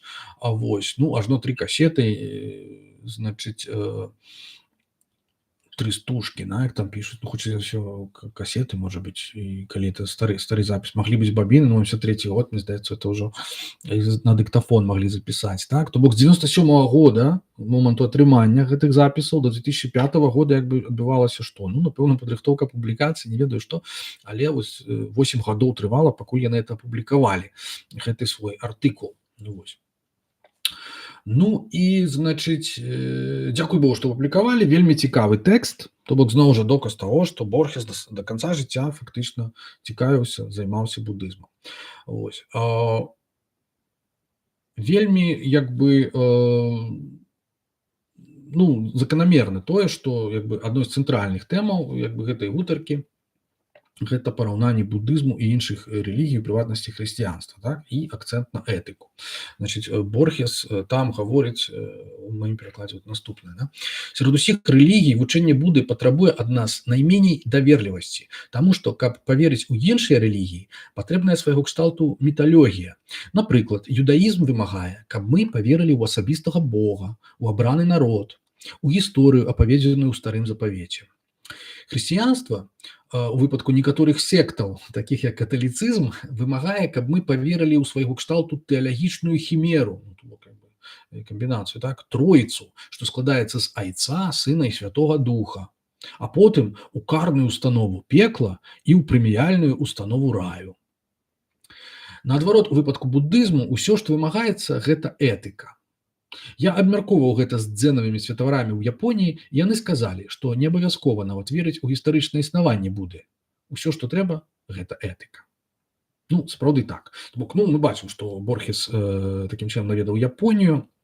Зноў жа, нездарма ён на той момант, ужо пад канец жыцця, ажаніўся са сваёй сяброўкай і супрацоўніцай Марыяй Кодамай, вось, якая мела японскае паходжанне, вось, была напалову японкай, і яны разам даволі шмат вандравалі па свеце. Вот. Ну, пытанне, наколькі гэта самому Борхесу падабалася ці не, я думаю, што падабалася. Вось. Прынамсі, пра Японію ён як бы вельмі згадвае вось, у гэтым дыялогу, у гэтай гутарцы згадвае такія, ну, вельмі цікавыя рэчы. Ён пранікся, адным словам, Японіі. Вось. І што самае цікавае, што ён вось гэтую тэзу, што будызм это як бы, ну, найменш фантастычная, да, з усіх рэлігій, ну, вось, якая вымагае найменшай нашай даверлівасці, вось, у адрозненне ад астатніх яму вядомых, ён гэтую тэзу проста паўтарае некалькі разоў. То бок відавочна, што это перакананне. Ну, магчыма, ён там хацеў справакаваць, не без таго ён быў такі чалавек. Вось, ён любіў правакацыі, значыць, інтэлектуальныя. Тым не менш, як бы ён на гэтым настойвае, так, што будова вера прапануе рэлігію без тэалогіі, якую найлягчэй прыняць. Яна не вымагае ад нас веры ў такія часта няўцямныя рэчы, як прыкладам Тройца, да? Ці персанальнае боства. Будызм вымагае чагосьці больш простага, але, магчыма, больш істотнага і складанага. Дысцыпліна, якая ўжо сёння ледзь не забытая, этыкі. І, па-мойму, гэта вельмі важна. Па-мойму, я магу стаць добрым будыстам, будучы ці спрабуючы быць справядлівым чалавекам. То бок, ну, у яго там будзе пытанне, ці ён лічыць сябе будыстам, ён кажа, што не, але тут ён кажа, што я магу быць добрым будыстам, будучы як бы добрым чалавекам. Вось.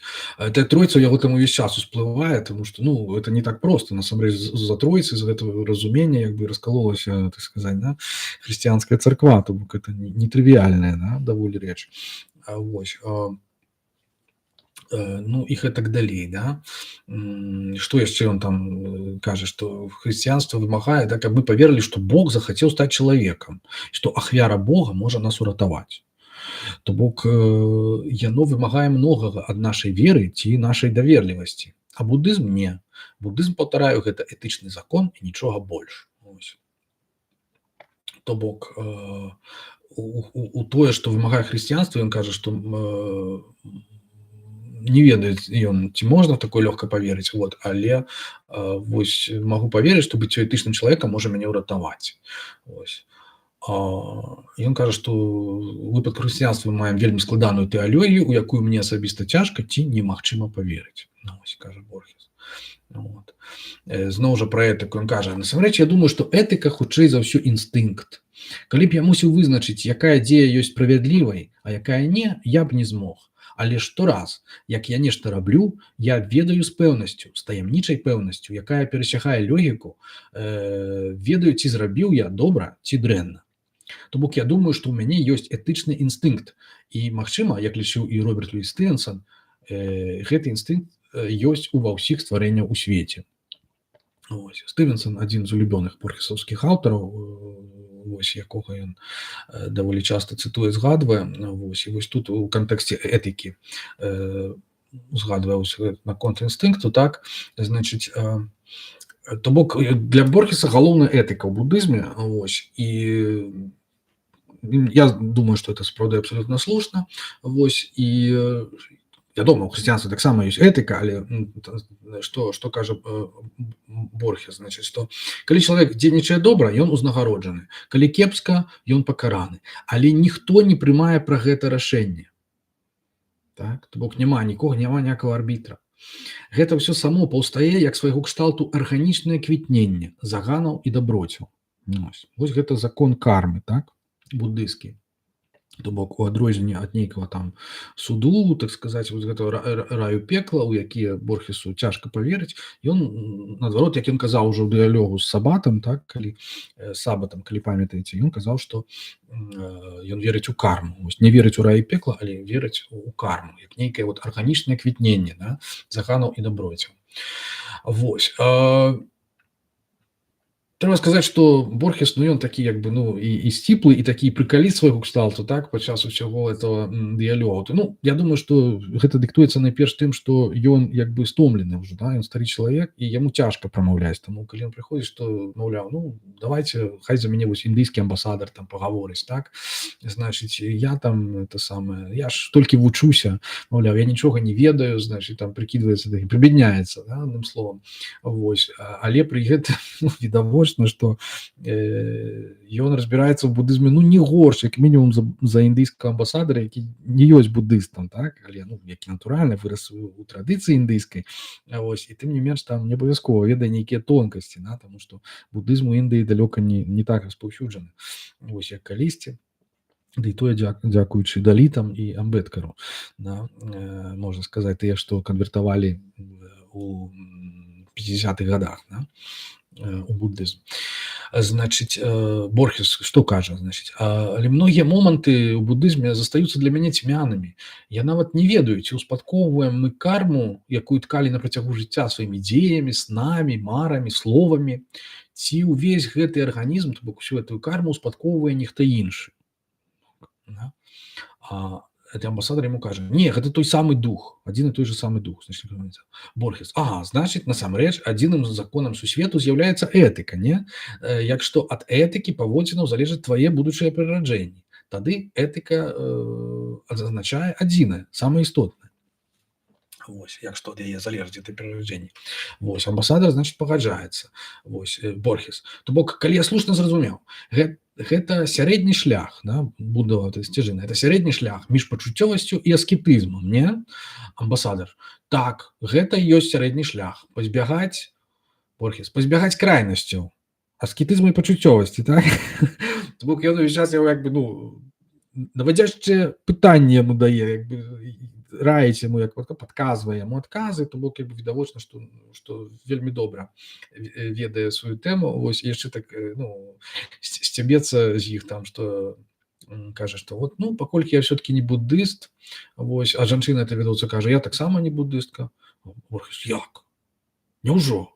Вось, она кажа: мы тут ніхто не буддысты насамрэч. Галоўным буддыстам канец канцоў з іх аказваецца менавіта Борхес. Это ён так спрабуе, так сказаць, іх падкалоць. Вось, значыць, у нейкі момант у яго там публіка, значыць, пытаецца пра тое, ці можа, значыць, дух уплываць там на матэрыю, там, ці можна там, стаўшы там, не ведаю, бодхісаттвам неяк кіраваць там жыццём, там, чымсьці яшчэ, нейкімі матэрыяльнымі рэчамі. Борхес кажа: па-мойму, вы кажаце пра магічныя здольнасці, але я іх не дасягнуў. Адзін мой сябар, Шуль, казаў, што імі валодае. Ён ніколі не ўжываў іх у маёй прысутнасці, але казаў, што іх мае. Шуль — это Алехандро Шуль Солари, да, такі мастак быў, таксама сябар Борхеса. Вось, такі шалёны чувак, падобны ў чымсьці на Масідонія Фернандэса, але аднагодак Борхеса. Вось, Шуль Солар ён сябе называў.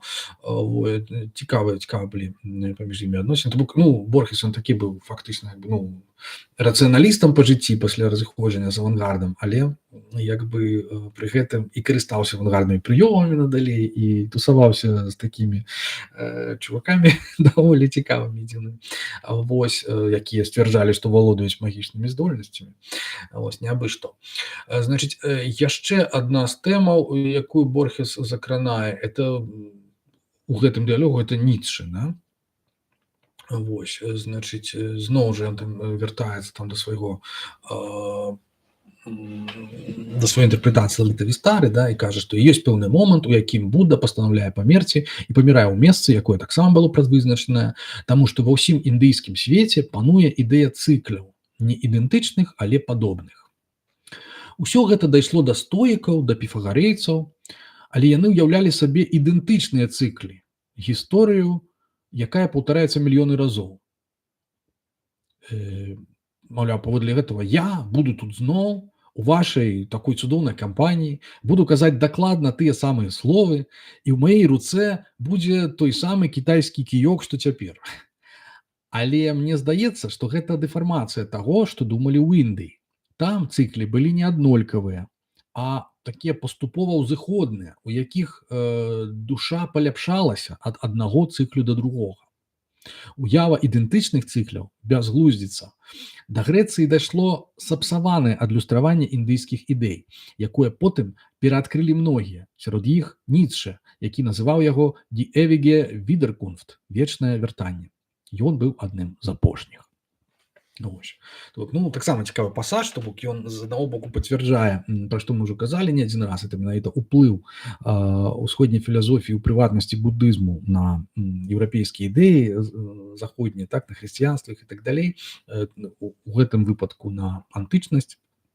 Вось яшчэ на піфагарэйцаў, як кажа Борхес. Вось, пытанне, ці так яно было насамрэч ці не, але пэўныя сведчанні ёсць, што так сапраўды быць магло, і што вось гэта ідэя цыкляў, яна як бы, сапраўды яна прысутная ў будыйскай касмалогіі, але што яна была перанятая як бы у Еўропе нібыта неслушна. Цалкам магчыма. І што вот Ніцшэ сапраўды стаў такой ахвярай. Я ўжо не памятаю пра Ніцшэ, але я памятаю, што усведамленне, як Ніцшэ апісвае вось гэтага вечнага вяртання, это ідэі, для яго было параўнальнае з Саторы.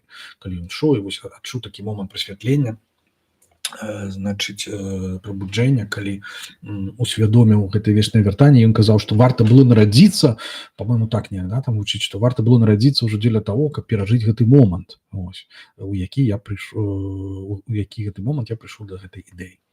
Як бачым, не ён першы прыйшоў да гэтай ідэі, хутчэй апошні. І адзін з такіх цэнтральных момантаў, напэўна, самых цікавых у гэтым абсалютна малавядомым, не так даўно адкрытым 20 гадоў таму дыялогу, да, 83-го года, гэта момант, у якім ідзе гаворка пра нірвану. Гаворачы пра будызм, цяжка пазбегнуць гэтай тэмы. Дык вось Борхес некалькі разоў выказваецца пра нірвану. Значыць, думаю, што калі чалавек дасягае нірваны, ягоныя дзеянні ўжо не ствараюць кармы. То бок ён можа дзейнічаць як хоча, але ж, зразумела, належным чынам.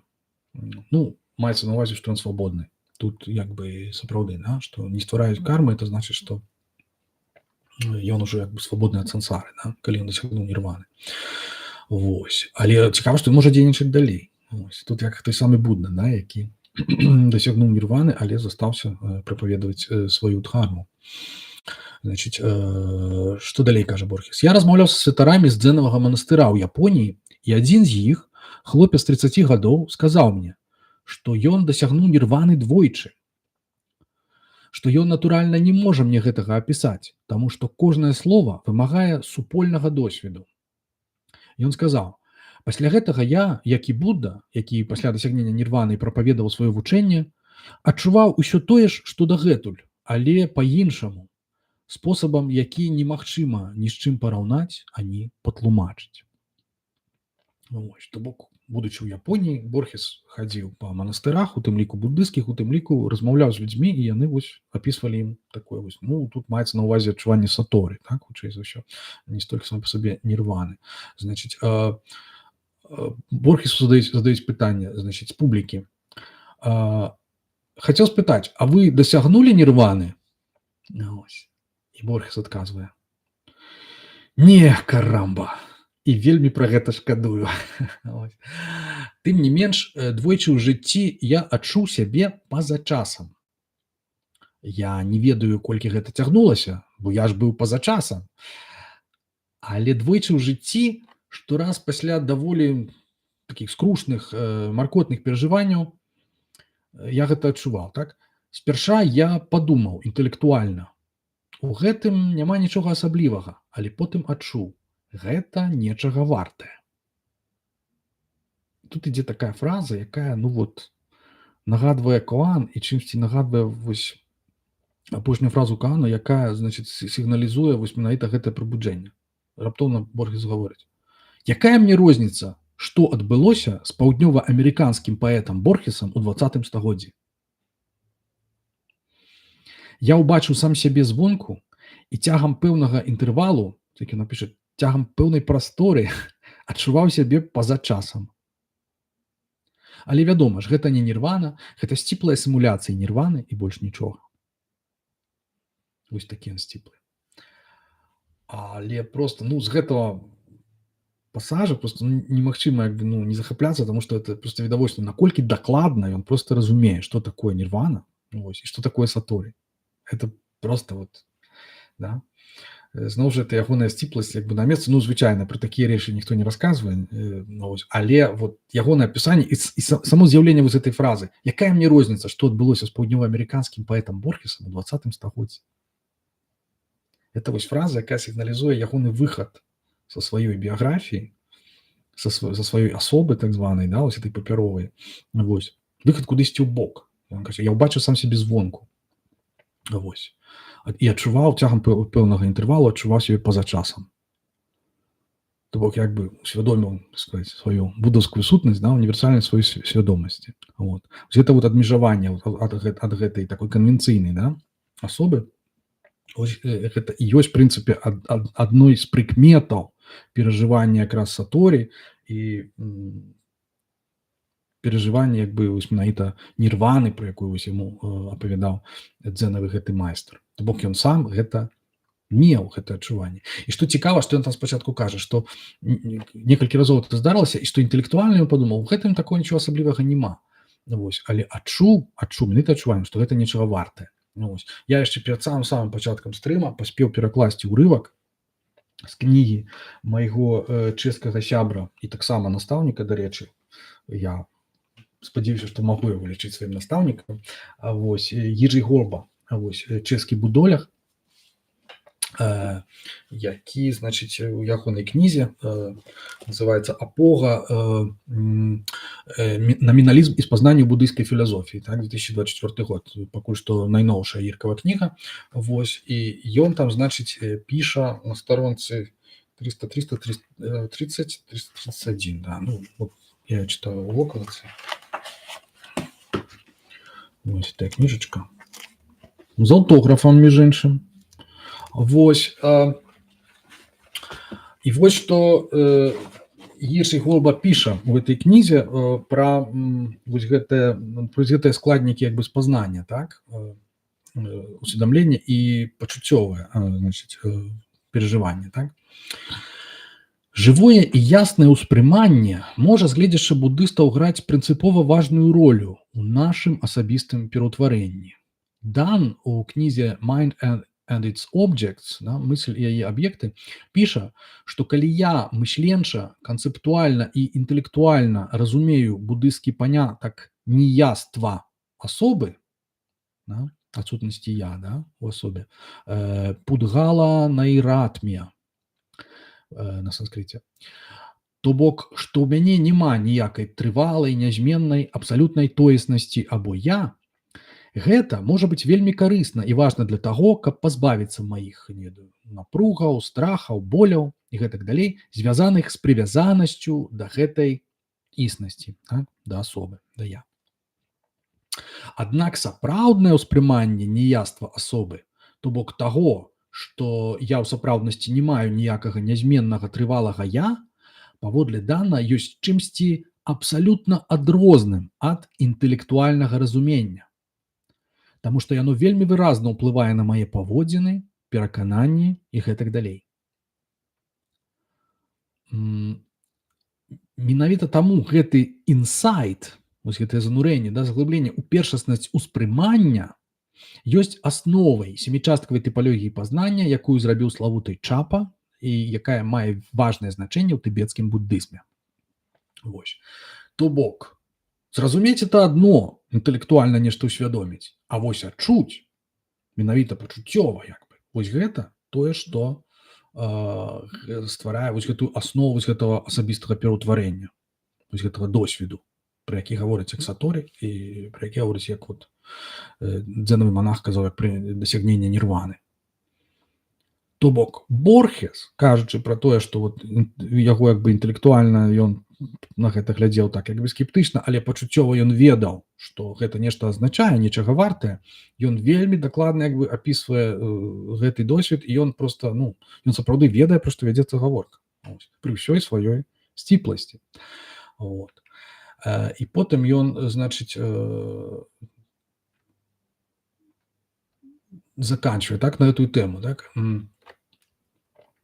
Гэтыя два досведы, вось гэтыя перажыванні, да, двойчы, што ён адчуваў сябе па-за часам, гэтыя два досведы, што я меў, невыказаныя, і я не магу іх вам перадаць.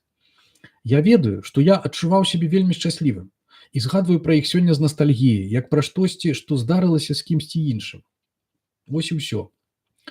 Я думаю, дадаю цяпер, што шчасце не ёсць чымсьці складаным. Я веру, што шчасце і прыгажосць і перадача думкі не ёсць выключнымі з'явамі. Думаю, яны адбываюцца бесперапынна. Напрыклад, цяпер мы ўсе адчуваем, што між намі пануе згода ў чымсьці істотным. Мы ўсе адчуваем, што разам падзяляем гэты вечар, што дзякуючы кожнаму з нас гэты вечар быў прыгожым досведам і што мы будзем адчуваць па ім настальгію. І я веру, што прыгажосць – гэта таксама нешта супольнае. Абсурдна лічыць, што прыгажосці дасягнулі толькі некаторыя гіганты духу, такія як там Шекспір, Данте, Гюго. Я так не думаю. Я думаю, што людзі дасягаюць прыгажосці несупынна.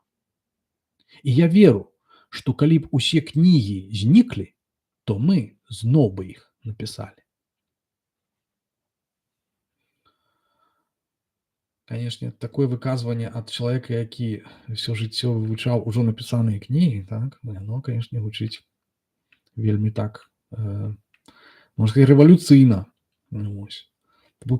Вось гэтае мы, так, з'яўляецца. Зноў жа гэтая тэма. Я ёсць нікім і ўсімі. Вось. Гэтак ён казаў, дарэчы, і пра Шекспіра.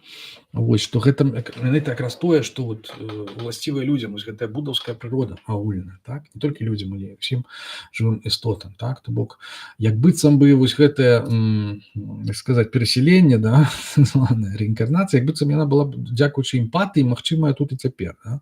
Што калі мы ўсе усведамляем сваю, так сказаць, як бы еднасць, да, нейкую прыналежнасць там, вось, у пэўным сэнсе, да, то мы фактычна як бы перастаем быць я, да, робімся часткай чагосьці большага, так, вось, усведамляем сваю будаўскую прыроду. Вот. І гэта як бы робіць нас як бы шчаслівым, да? Ну, это фактычна адпавядае, да, ідэям Борхеса, того, што Торреса Вільяраэля, якому мы цытавалі, што кожны з нас это ў той ці іншай ступені, это ўсе людзі, да?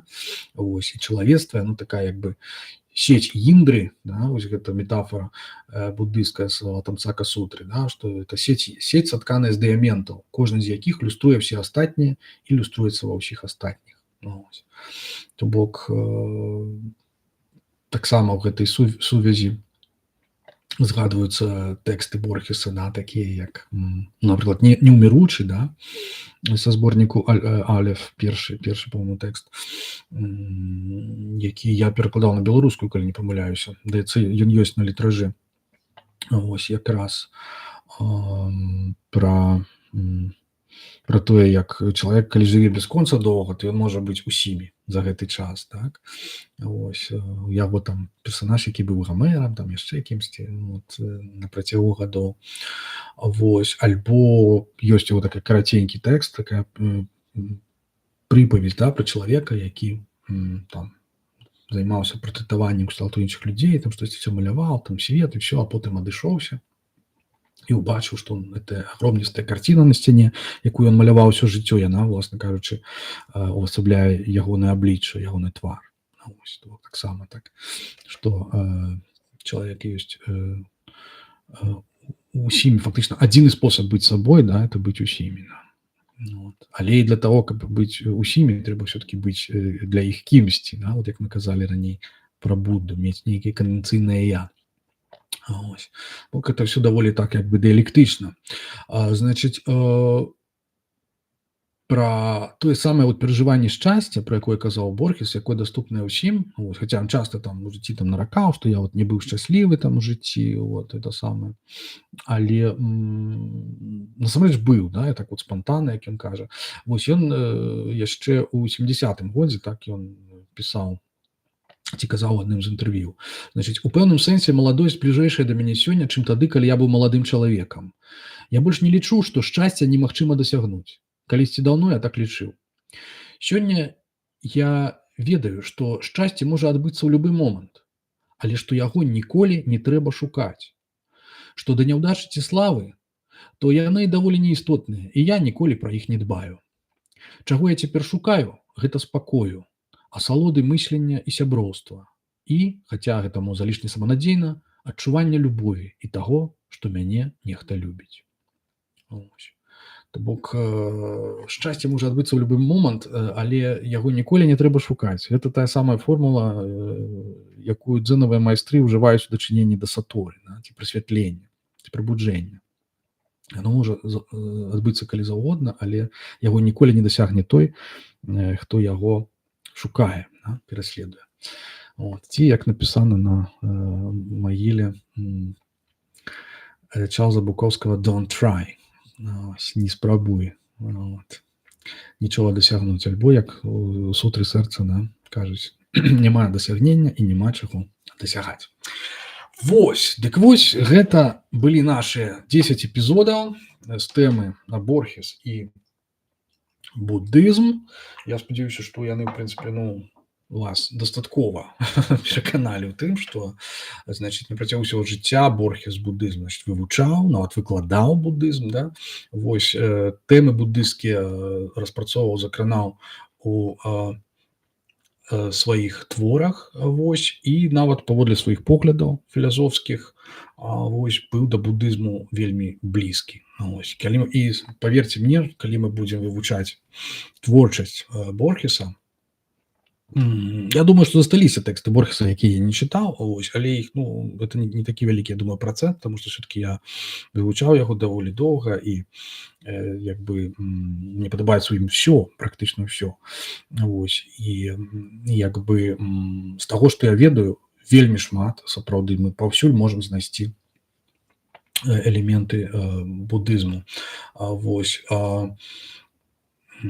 што розныя, любы, можна сказаць, можна апоры, там даследчыкі займаюцца кожным паасобку, да, вось, але як бы не мае нават сэнсу, да, там казаць, што это і аповеды эсэ, там, да, там вершы тое самае, вот, новае абвяржэнне часу, да, эсэ, там, напрыклад, там вот это ідэя вот этих кшанаў, там, там самыя розныя, да, хаця яны там не згадваюцца імпліцытна, да, буддыйскія ўяўленні аб часе, наколькі помню, так, вось, фунес эль меморіосу, да, там, памятоўны фунес, альбо па-расійску фунес чуда памяці, да, апавяданне, адно з моих самых улюбёных, это якраз пра чалавека, які перажыў штосьці накшталт саторы, так, вось, тым, што упаў, так сказаць, ён з каня, але і потым не мог ні пра што забыцца, і так, як бы, все жыццё, як бы, жыў у такім вось прабуджаным стане, да, то бок, і это вельмі, як бы, натуралістычна, фактычна апісана, што гэта можа быць не толькі шчасце, не толькі асалода, вот, адбыцця па-за часам, да, так звана, але можа быць і пакутай.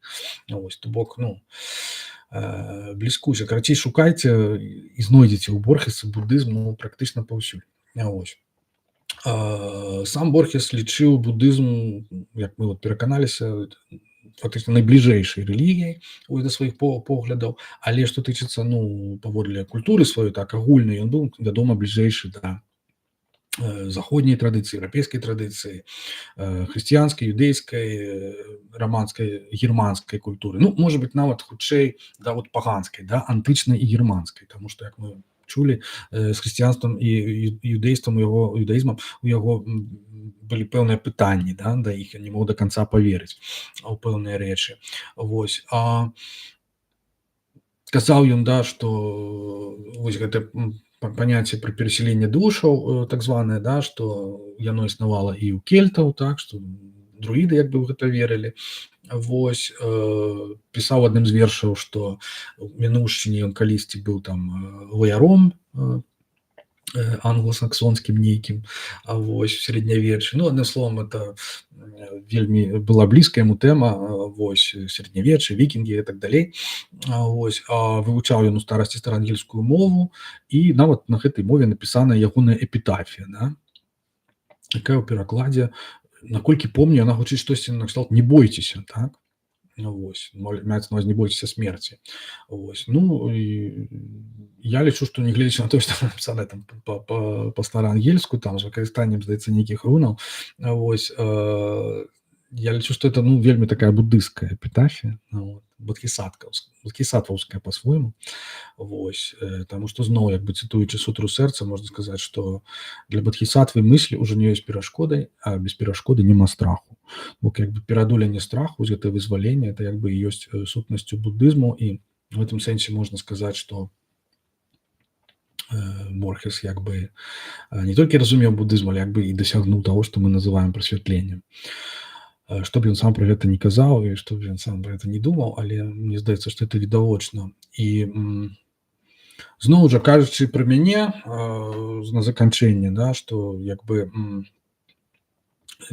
Борхес мне вельмі дапамог як бы у маіх уласных дачыненнях з буддызмам, ось, таму што фактычна колькі 30 больш за 30 гадоў цягнецца маё знаёмства ці мой раман як бы з Борхесам, і я думаю, што у самого пачатку фактычна ён, ягоныя творы на мяне ў гэтым сэнсе ўплывалі, да?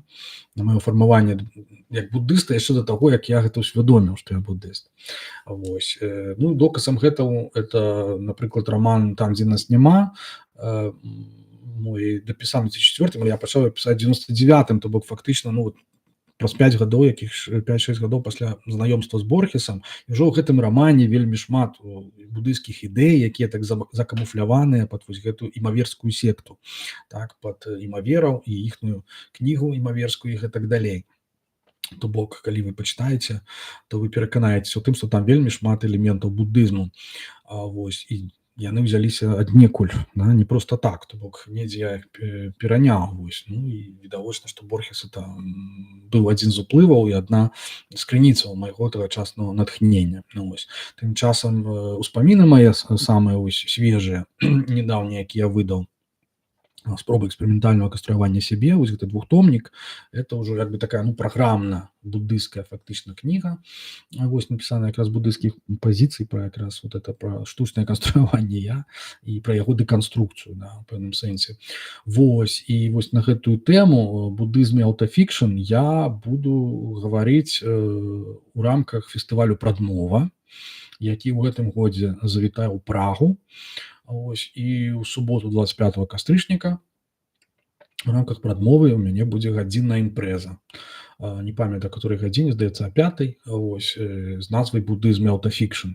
Ось, і там будзе гутарка якраз пра гэтую тэму, у тым ліку пра маё фармаванне як буддыста і пра наогул пра беларускі буддызм, пра сітуацыю ў буддызме, што адбываецца і гэтак далей. Таму запрашаю.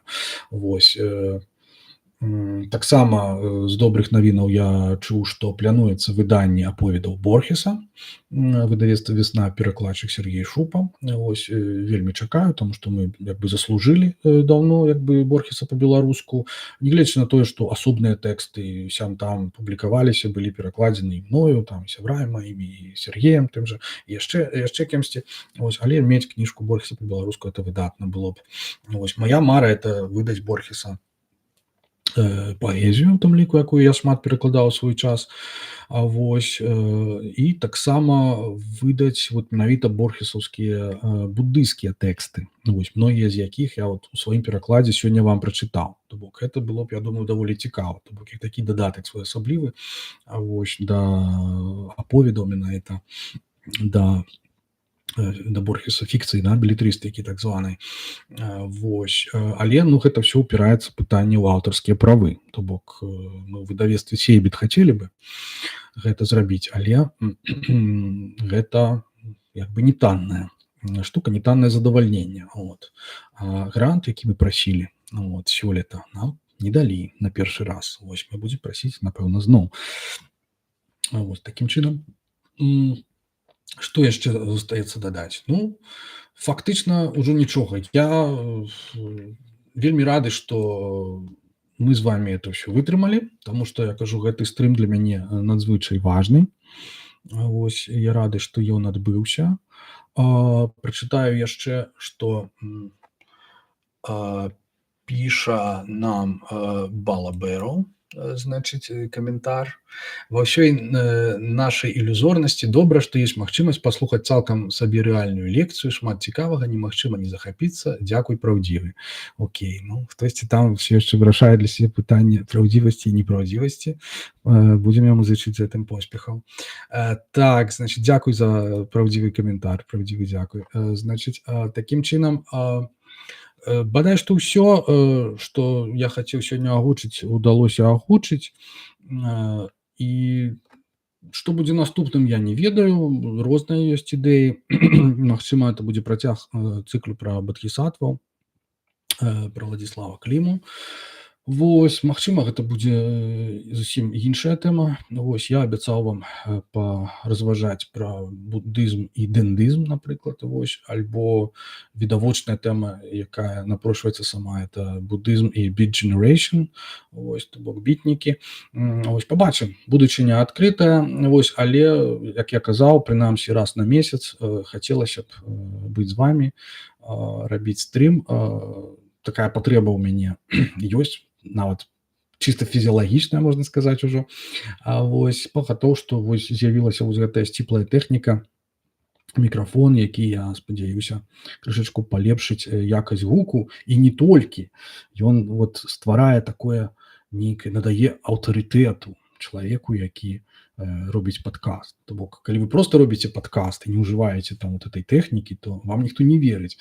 А калі вот у вас ёсць мікрафон, вы нават можаце адысці там у бок на нейкі момант, і замест вас застаецца мікрафон, як ваш цымбаль, і, так сказаць, вось, відаць, што вы сур'ёзна ўспрымаеце тое, што вы кажаце, і інвестуеце ў гэта грошы, то бок вы не проста так, абы хто, а вы вот сапраўдны там падкасцер ці там стратакасцер, усяго майстер, відэаблогер, да? Вось, адным словам, вось так працуе наше ўпярэджанае чалавечае ўспрыманне.